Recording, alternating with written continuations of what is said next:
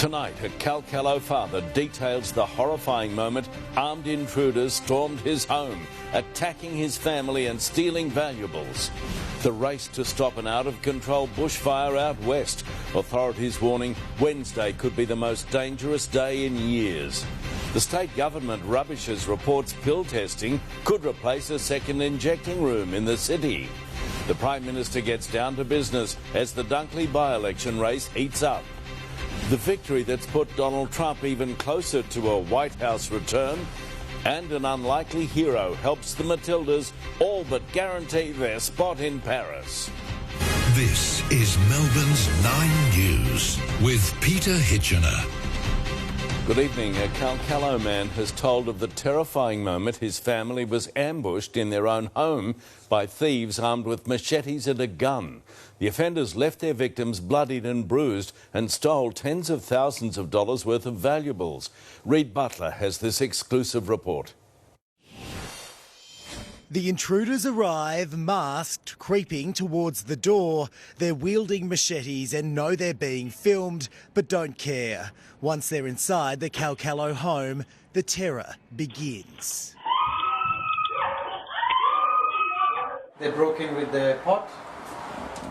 As you can see, they used whatever they could from outside. Why did I have to experience this in my life? Gurinder Singh, his mother, wife and 2 young children feared for their lives as the 3 offenders, one armed with a gun, ransacked the property. They dragged my mum out of the stairway and thrown her on the ground, and they broke her head.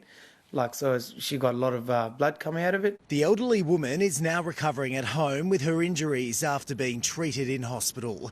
Gurinder was also attacked, slashed multiple times with a machete. My actions could have caused a lot of things to my family, and that could stay for the rest of their life. I didn't do anything, I just stayed calm. The thugs took off with $30,000 worth of valuables, including jewellery and $10,000 in cash, which the parents had been saving for their son's 16th birthday. I had to give him whatever he demanded, and that's about it. After a 10-minute rampage, the offenders fled. They were driven away by a 4th person in a getaway car. Get a real life. Get a real life, real job. To say the Singh family is shaken would be an understatement. They're already planning on selling up and moving from Calcalo. We all working class families and don't feel safe. We don't want to be here. Reid Butler, 9 News. Firefighters are racing against time to stop an out-of-control bushfire burning northwest of Ballarat. As we go to air, a shelter now warning is in place for Mount Lonark, with conditions tipped to worsen by Wednesday. Gillian Lantouris has the latest. Red hot and still burning out of control. For residents from Raglan to Mount Cole, northwest of Ballarat, it's still not safe to return home. It's stressful, it's upsetting. 6 houses and dozens of sheds have been wiped out since the fire started on Thursday. Leon Allen watching the destruction from his amphitheatre home. One that definitely went up was just the black smoke, so unfortunately. I think it's a holiday house. As the fire spreads north, crews on the ground and in the air tackle the fierce flames. Roads blocked off as trees threaten to fall. The mammoth effort is being managed by a team of experts at the Ballarat Control Centre. We've currently got a lot of ground crews working to control the fire. We've got a lot of heavy plants, so bulldozers and excavators. They're hoping to contain the 17,500 hectare blaze before Wednesday, when temperatures are expected to soar to 40 degrees. We're expecting not only high temperatures, but also wind is expected. This afternoon, hundreds filed into a community meeting in nearby Beaufort for an update on the impending threat. We're also going to be doing some burning out operations in advance of Tuesday to bring the fire edge to those containment lines. As the firefighting effort continues, assessments are underway to determine exactly how many homes have been impacted. As for the amount of livestock lost, it's still too early to tell. And it may be until well after this coming Wednesday. We really want our communities to be aware and remain vigilant on that day and obviously make their plans in the lead up to that day. In Amphitheatre, Gillian Lantouris, 9 News. A pedestrian has died after being hit by a car in Caulfield North. The woman, who's yet to be formally identified, was struck while crossing Balaclava Road around midday. The driver, a 24-year-old, stopped and has been interviewed by police. The state government has shot down reports it's considering pill testing trials at medical clinics to replace a second safe injecting room in the city. Advocates say both are desperately needed to stop the rise in overdoses. Eliza Rugg reports. John Corver's son Daniel died of a heroin overdose in the city, where there's still no safe injecting room. If there had been a room there, he would have gone there, no problems. For others, pill testing at medical clinics could soon be made available. The principles that we would like to see in a drug checking service is that it's flexible and adaptable. It doesn't have to be bright lights and flashing signs. But the trial may not take place at music festivals, the site of recent mass overdoses. Having drug checking available where it's most likely to be used is number one. Experts say pill testing can't replace a safe injecting room. The idea that we would be trading one set of people's lives for another is somewhat concerning to me. We're always open to receiving further advice. There is no current plans for pill testing. The state government has been ordered by Parliament to release the long-awaited Ken Lay report into a second safe injecting room by March 6. But today, more hints that deadline may be ignored. What's important is that we release that report with a comprehensive government response. 4 years later, $50 million later, and we still are no wiser on what the government wants to do. With debate over where would be a suitable location exacerbating the delay. Since the government was presented with the Lay report, there have been 22 people that have overdosed in the CBD. I'm hopeful that something will come up, but we can only keep trying. Eliza Rugg, 9 News. Nearly a week since Jessie Baird and Luke Davies disappeared, the New South Wales Police Commissioner has broken her silence to call for patience. As Sophie Upcroft explains, detectives returned to the television presenter's home today, gathering new evidence in the case. Smiling with his cousins. A short video, now a treasured memory for Austin Baird, remembering his cousin Jessie as one in a million.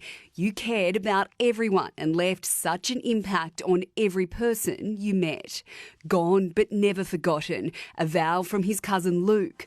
Words and flowers being left at the Paddington home where Jessie and his boyfriend Luke Davies were allegedly murdered. The least I can do is come and give some flowers to two beautiful boys.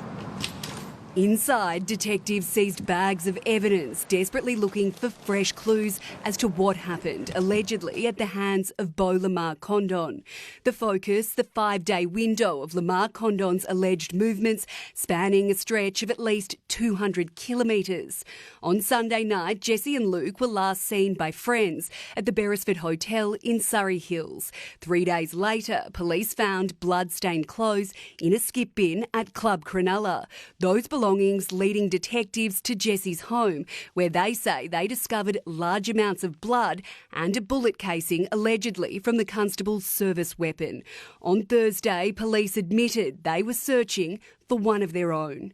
It's alleged he had hired a white Hi-Ace van on Monday, which he drove to Newcastle before heading south to Grays Point on Friday morning. From there, the 28-year-old travelled to Bondi Police Station, charged that afternoon with double murder.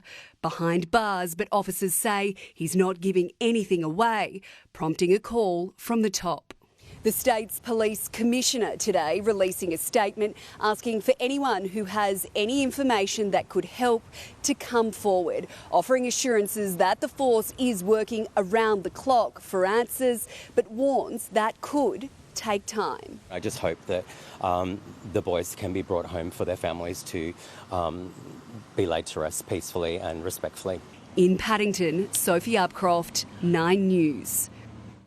A woman is under police guard in hospital and another driver is on the run following a crash in the city. Police say the stolen cars involved were speeding along tram tracks on Elizabeth Street before they collided on La Trobe Street. Drugs and weapons, including a samurai sword, were found inside the vehicles. The Prime Minister has dropped by the Frankston foreshore as the Dunkley by-election campaign heats up. Emily Rice spoke to residents there about the key issues affecting the way they'll vote. The Prime Minister has had a busy weekend, attending the Taylor Swift concert in Sydney on Friday night, a Greek festival on Lonsdale Street yesterday afternoon. Mr Albanese then went to the private Katy Perry party at the Pratt's Kew Mansion, and this morning he was in Frankston supporting Labor candidate Jodie Bellier ahead of next weekend's Dunkley by-election. In Jodie, we believe we have a great candidate who's standing up on cost of living issues. The Dunkley electorate covers a huge swathe down south, including Frankston and Mount Eliza.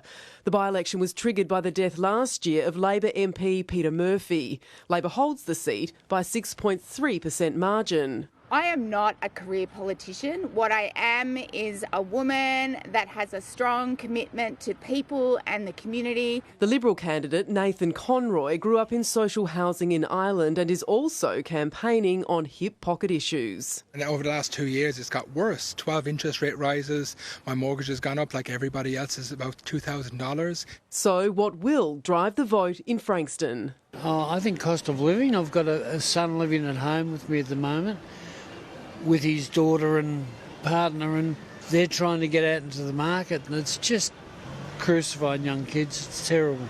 Homelessness and just drug abuse and domestic violence on top of that as well. I did vote for Labor last time, but I'm not 100% sure this time. Both Labor and the Coalition will be sweating on the outcome of Saturday's by-election because it's a demonstration of which party's hot or not here in Victoria and more broadly across Middle Australia. Emily Rice, 9 News. Dozens of pro-Palestine activists gatecrashed the private party at the Pratt Mansion last night, where Katy Perry was performing. The Premier also attended the soiree, a celebration of Australia's food and beverage manufacturing industries. The party extended beyond the grounds of Raheen, with Perry fans gathering outside the gates to enjoy the show. New details tonight of what could be the largest overhaul of higher education in a generation. The Universities Accord final report recommending more places for low and middle income students. Political editor Charles Croucher. On Smart Street, hoping to make the streets a little smarter. Universities change lives if they're managed well, and universities can change nations. Among the recommendations, 80% of Australians receive university or higher level technical qualifications by 2050, with more than 1 million extra Commonwealth supported places targeting areas of national skill shortages while making help payments easier to get and pay off. I've made it pretty clear that my priority is helping more kids from the outer suburbs and the regions, more kids from poor families get a crack at university. The review also wants more free bridging courses for students that don't initially qualify for uni and introducing payments for previously unpaid work placement training in nursing, care and teaching. So that they can fill those jobs, drive that economy, as well as provide a good quality of life for themselves and their families. But this would cost many billions of dollars to deliver, and we are certainly concerned that the government has really raised expectations. Business and science groups have welcomed the report, while universities support it but are wary of costs, with suggestions tonight wealthy unis should help poorer ones. I believe this is the most important contribution to tertiary education for decades. This doesn't come for free. So that'll be a challenge for government in terms of how it closes the circling. This is one of 3 reviews into Australia's education sector. The government believing longer-term reform can lead to a longer time in power. The agreement I strike this year and the election that we fight next year will determine the future of public education. The report tonight with the government. The first changes will be included in the budget in May. Charles Croucher, 9 News. And let's bring in Charles in Canberra. Charles, despite victories in the Parliament, there's trouble in the polls tonight for the government. Evening, Peter. Yes, an exclusive poll just released by Resolve Political Monitor for our colleagues at the Sydney Morning Herald and The Age shows a continued decline of the government's standings. The coalition now leads Labor on primary votes 37 to 34. This is the first time since the last election that the opposition has led the primary vote in this poll. Anthony Albanese still leads as preferred Prime Minister, the margin there 39 to 32, but that lead is just a quarter of the lead the PM held in May last year. Peter, this is all important because we know this time next week we'll be analysing the result of that crucial by-election in Dunkley. OK, thank you, Charles. Donald Trump appears to be staging one of the biggest political comebacks in American history, a commanding victory in the latest Republican primary, delivering a crushing blow to rival Nikki Haley. Here's Alison Petrowski. A ringing endorsement on his rival's home turf. This was a little sooner than we anticipated.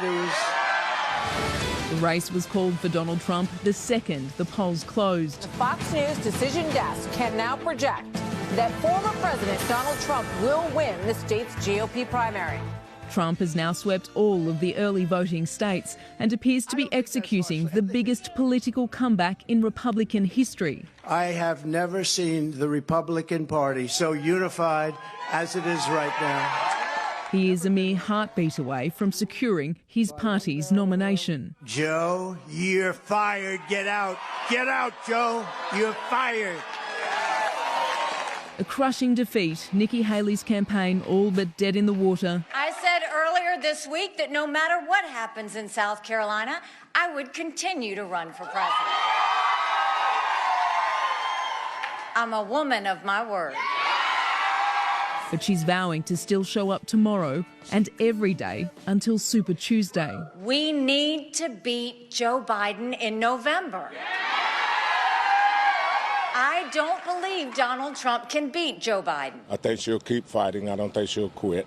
And I hope she prevails. A large turnout for a primary, a 90-minute queue to vote in some precincts. Many said they were undeterred by Trump's 91 criminal charges. Absolutely, Donald Trump. If we don't get him in, we're doomed as a country. We had no problems with, in the country when he was president, and we need him again.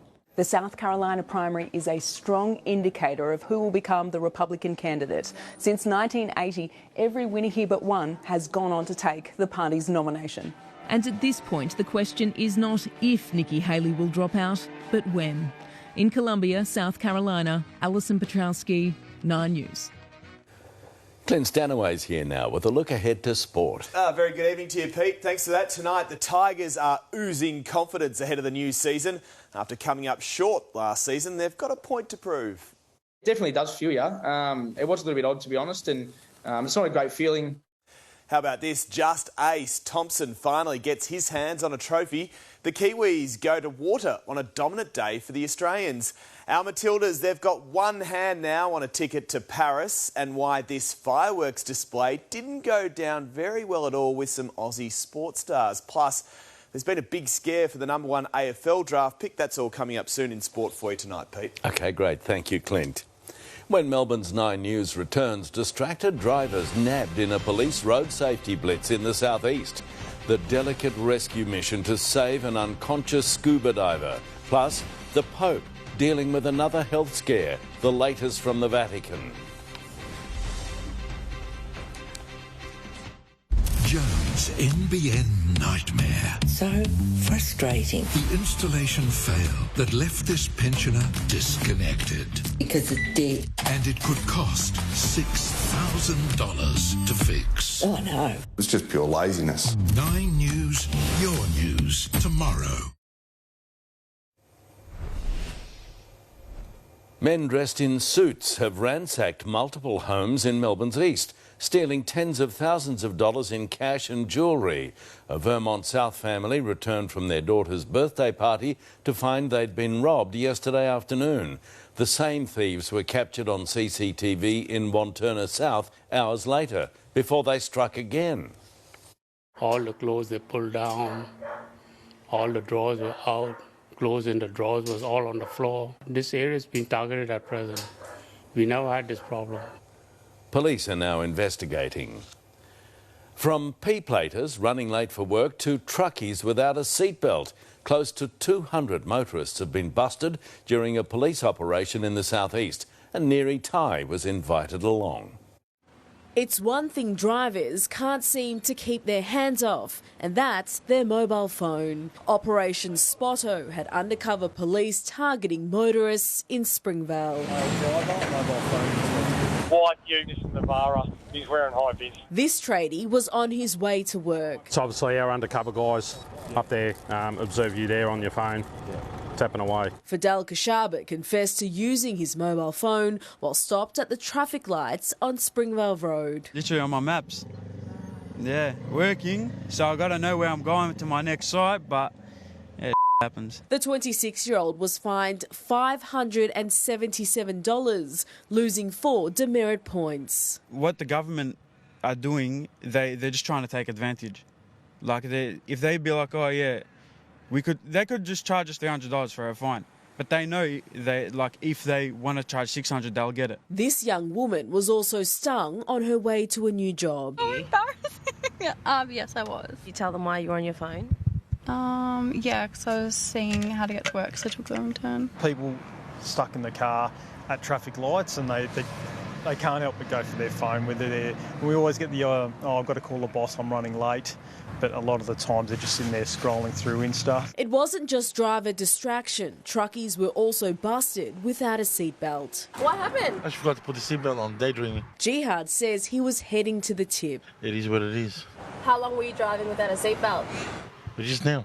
The 53-year-old was fined $385 and copped 3 demerit points. Do you normally drive without a seatbelt? No.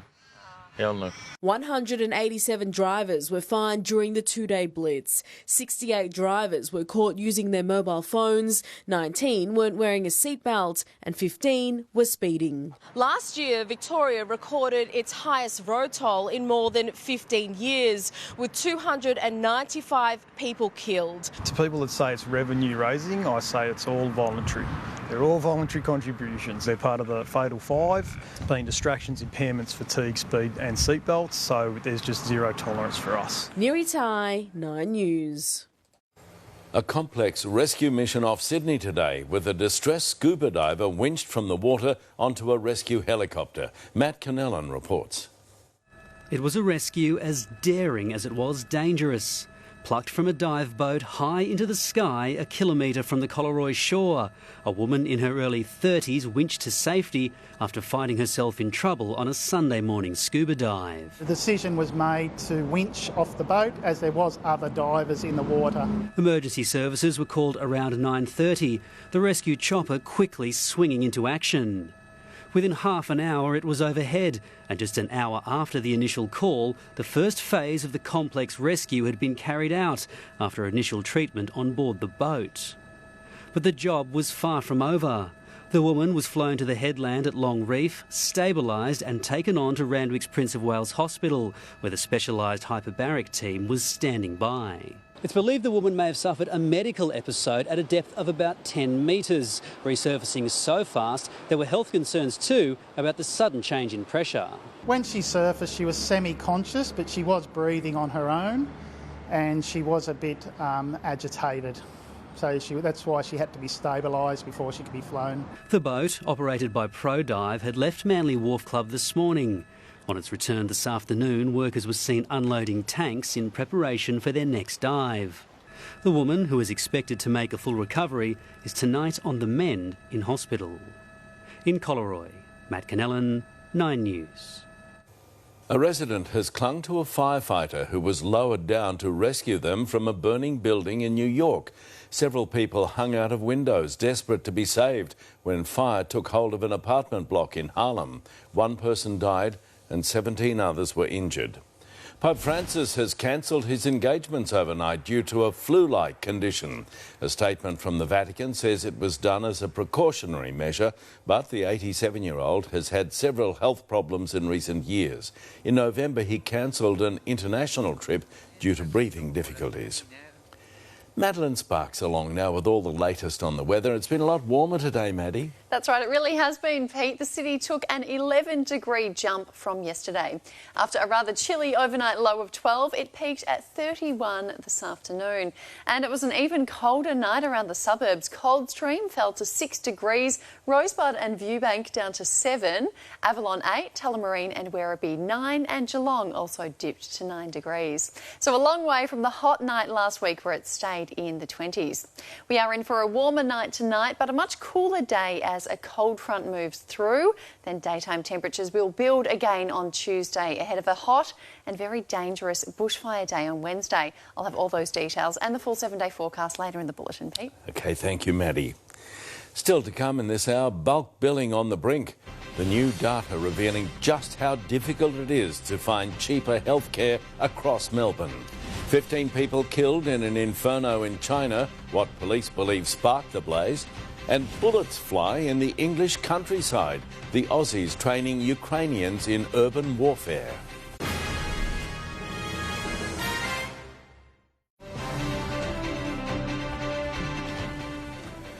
Finding a doctor who bulk bills is getting harder across Victoria, with more patients forced to pay out-of-pocket costs. There are 107 fewer bulk billing clinics in the state now compared to a year ago, and that's according to online GP directory Clean Bill. Inner Melbourne has the least, with less than 10% of clinics in the electorates of Macnamara, Goldstein, Higgins and Kooyong offering no-gap consultations. The Australian Defence Force is training Ukrainian soldiers for battle against Russian troops as the war passes the 2-year mark. As Edward Godfrey explains, our troops are heading up a special leadership program in the UK. Gunfire from the roofs and the windows.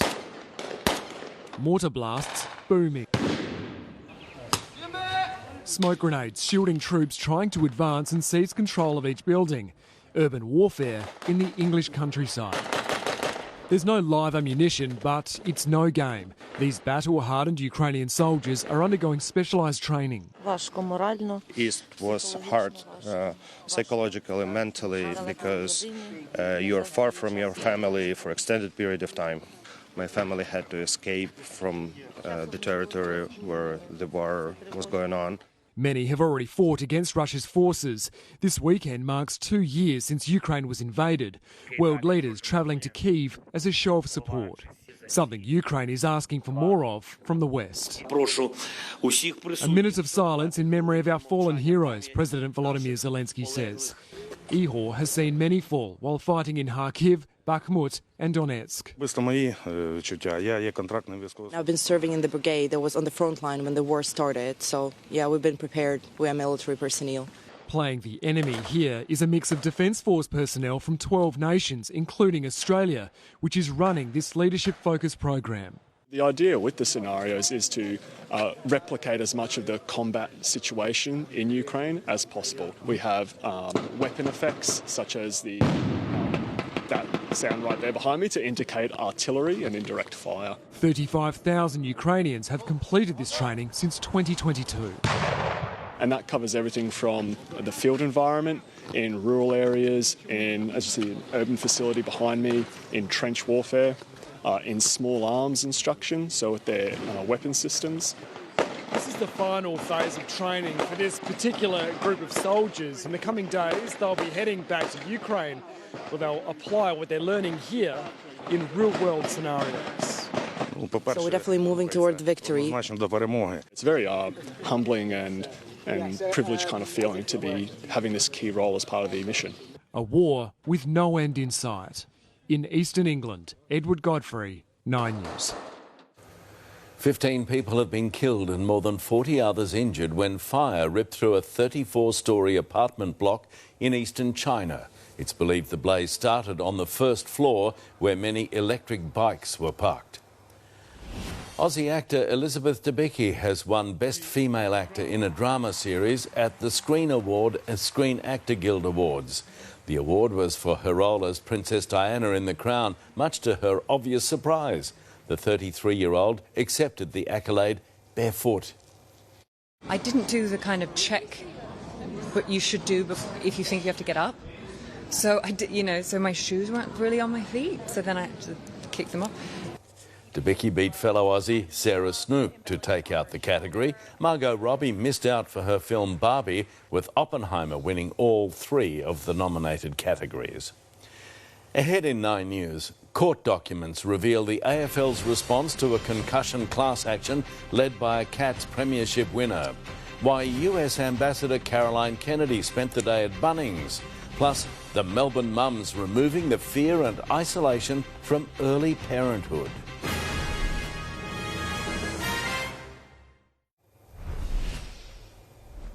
The AFL has detailed its response to a class action lawsuit over head knocks being led by former Geelong player Max Rook.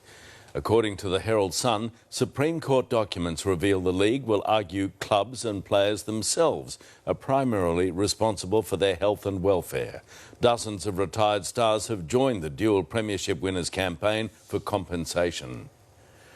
The discovery of a shipwreck off Australia's east coast has sparked a worldwide search for descendants of the crew who died on board. As Heleni Lambetsos reports, the SS Nemesis vanished in 1904, and authorities want to provide families with answers. The deep-sea mystery that stumped scientists for over a century. Now, a lucky breakthrough. A 73-metre vessel found off Port Kembla on the New South Wales south coast, identified as the SS Nemesis, a coal ship with a sombre history. It was July 8, 1904, when the vessel, under the control of Captain Lusher, left Newcastle.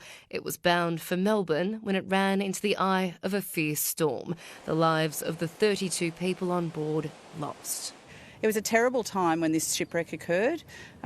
Bodies were being washed up on the beaches, and we've never found out what happened to them. But 120 years later, finally, answers. A remote sensing company which had been looking for lost cargo, stumbling upon something even more important, 26 kilometres offshore. The Nemesis shipwreck 160 metres underwater, with signs it had been struck by a huge wave that overwhelmed the engine, sinking so fast there was no time to deploy lifeboats. And they came across something that they weren't sure what it was. They sent the pictures in to Heritage New South Wales, and then with work between them and a great collaboration with the CSIRO, we can now say that we have found the SS Nemesis. Now comes a new challenge, bringing closure to the descendants of those lost. We don't know where all of the families are, and so for me, today's really a call out to say, please get in contact with either my office or Heritage New South Wales. We want to know you. We want to be able to tell the stories of what happened to your loved ones. Heleni Lambetsos, 9 News. 2 Melbourne mums have opened a facility designed to remove the fear and isolation from early parenthood. The first of its kind space takes over where council-run maternal programs finish and aims to unite mothers going through the same life stage. Jo Hall with more. First-time mum Emily Angove. It's definitely a full-time job that I probably underestimated before. And 3.5-month-old son William. Even just getting out of the house once a day is an achievement, and it's nice to come here and just have a space where there's like-minded mums. That isolation that I felt with my first really kind of rocked me, and the connections with fellow parents and mums is just so important. So really excited for that. Chelsea McRae is a second-time mum to a 2.5-year-old and now baby Cora. She's just finished a masterclass at From Day One, a purpose-built space for mothers and their babies. Such important topics on postnatal anxiety and depression and sleep and all of those kind of things, and having all the experts in one place that you can come and see. There are sleep consultants, psychologists, nutritionists, counsellors, even stylists to help with identity issues and building confidence. It's not just educational, it's also bringing fun into that postpartum period. Co-founders of From Day One and themselves mothers to 3 each,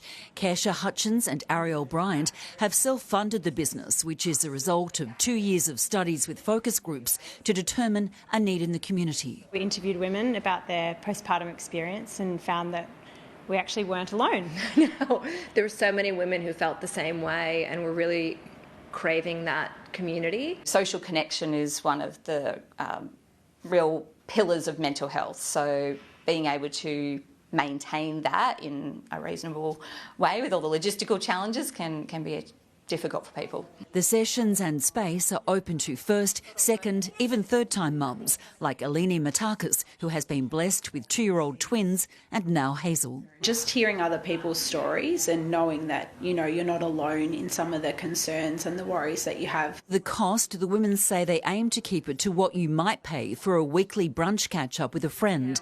Memberships are $25 per week. Non-members can pay $25 to $35 for a masterclass, and group appointments with specialists start at $39. As for dads, well, they are included. Welcome at parent sessions, and there are plans for a fathers-only group. But the focus here is very much on mums and their well-being. You're not raising your children the same way that your family raised their children. So, yes, we want to create a village, but we want to create it in a modern sense. Being able to feel that there's someone else going through this, it's less lonely, it's less scary. Jo Hall, 9 News. It's not every day you're served a Bunnings sausage by a top diplomat. American Ambassador to Australia, Caroline Kennedy, was working the tongs at a store in Canberra today. She was helping raise funds for cancer research ahead of an annual car rally in April. Now for a look ahead to sport, here's Clint Stanaway. Hello again, Pete. Thank you for that. Richmond's plan to throw everything at Collingwood. That's coming up. Also, a new test awaits Australia's cricketers after sweeping the Kiwis. Geordie's big payday, and there's another little sweetener on the way too. And next stop, Melbourne, as the Matildas edge closer to Paris.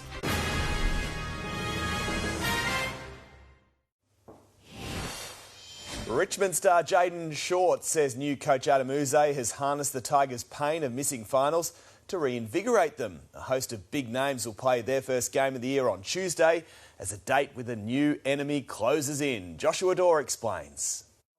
It certainly didn't feel like it at the time, but this adversity is now providing a decorated group with newfound desire. Yeah, it definitely does feel you. It was a little bit odd, to be honest, and it's not a great feeling. Even just losing as many games as we did, it's sort of not as fun as it could be, and it certainly does motivate us to get back there. After being managed last week, Tigers skipper Toby Nankervis and Dustin Martin are among the stars expected to be at Adamuzze's disposal against Collingwood on Tuesday. We've had Ooze come in and really invigorate us, so the boys are keen for another opportunity to hopefully get ourselves back there, but there's still a lot of work to do, and we're just looking forward to obviously this week to test ourselves. It's a crucial audition with 13 days left until an opening round reunion with Damien Hardwick in the Gold Coast sun. It won't be too good for his skin, to be honest, so he might want to come back to Melbourne soon, but it'll be pretty different seeing him, but he's an enemy now, so it'll be good. Eagles' hearts were in mouths during Harley Reid's first game. Holding the inside of his right knee. I don't think that's very good at all. Thankfully, it was just a nasty cramp for the number 1 draft pick, who ended the night with 8 disposals. I like the fact that he's trying to take the game on, and that's what we want to see from him. Would have been some really good learnings from Harley, and he'll take some good learnings away to put into his games going forward. Joshua Dorr, 9 News. Spirits are high at Hawthorn, with players giving coach Sam Mitchell a raucous reception when it was revealed he was being inducted into the club's Hall of Fame.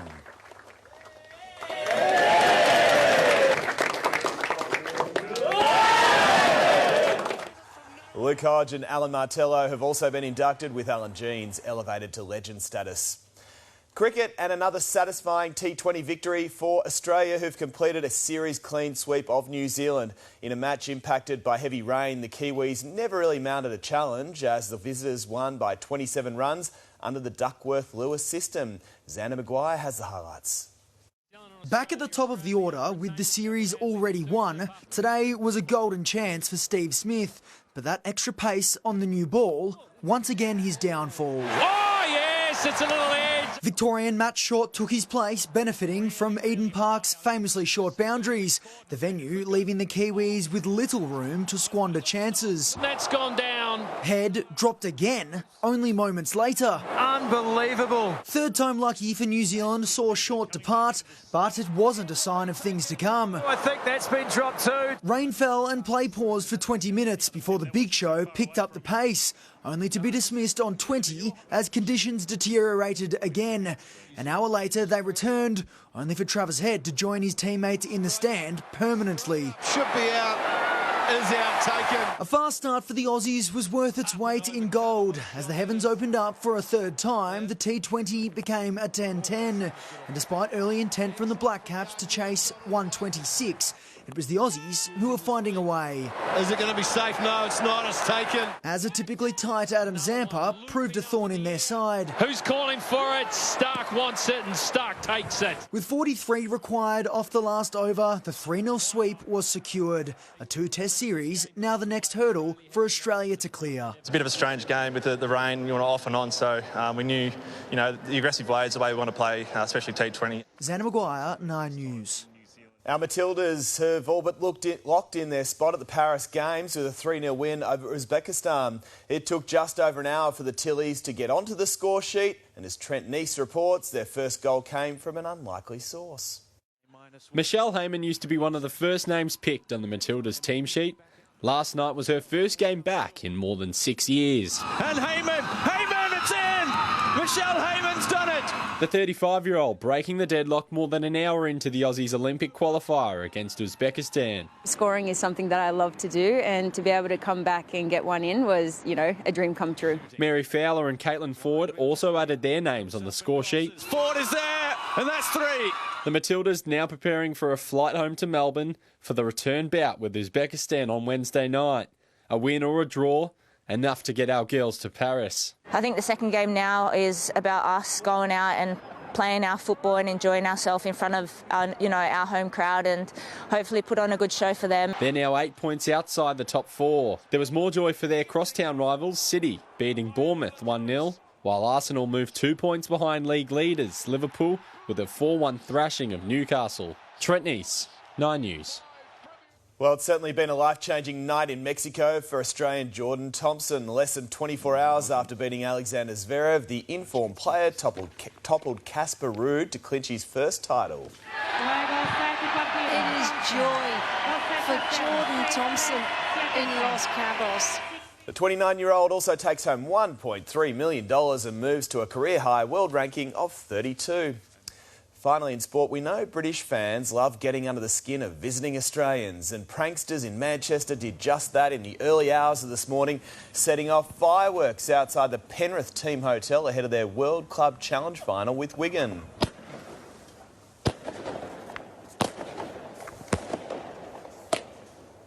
How's that for a good morning? It could have proven the difference too, with the home side edging the NRL Premiers 16 points to 12. That's Sunday Night Sport. OK, thank you, Clint.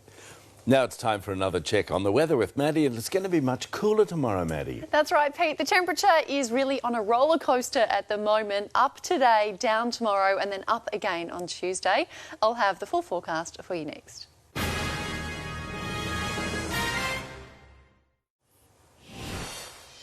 Hello again. The city warmed up to 31 this afternoon, but a southerly change has gone through, dropping it back to 24.